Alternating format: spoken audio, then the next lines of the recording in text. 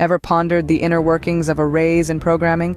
How they store information, manipulate data, and contribute to the overall structure of a program? Well, today, we're diving deep into this subject, unraveling the mystery of arrays, one dimension at a time. Starting simple, we have single-dimensional arrays, also known as 1D arrays. Picture a single row of boxes, each one holding a unique piece of data. The data can be of any type: integers, strings, even booleans. The key is each box or element is indexed, starting from 0. So when you want to retrieve a piece of data, you simply refer to its index and voila, you have your data. Output? Now, imagine stacking these rows of boxes atop one another, forming a grid. This is a two-dimensional array or 2D array. Each element in this array is identified by two indices, not just one. Think of it as the coordinates on a map, where you need both latitude and longitude to find a location. In a similar way, in a 2D array, you need both indices to access a particular element. But why stop at 2 dimensions? We can go even further, creating a 3-dimensional array or 3D array. Now, instead of a flat grid, you have a cube of data. Each element in this array is accessed by 3 indices. It's like navigating a 3D space, where you have length, width, and height.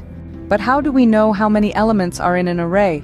This is where the arrayname.length command comes in. This handy little command returns the number of elements in a given array. It's like having a map legend showing you exactly how many data points you're working with. Now let's talk about command line arguments. These are parameters that are passed to a program when it's launched. In many programming languages, these arguments are stored as strings in an array. This allows the program to process these arguments in any order, making it highly flexible. Last but not least, we have jagged arrays. These are unique as they are arrays of arrays, but with a twist. Unlike multidimensional arrays, where each row has the same number of columns, jagged arrays can have a different number of columns in each row. It's like having a bookshelf where each shelf can hold a different number of books. So to summarize, arrays come in various forms, from the simple single-dimensional array to the complex jagged array. They can store any type of data, and the data can be accessed using indices.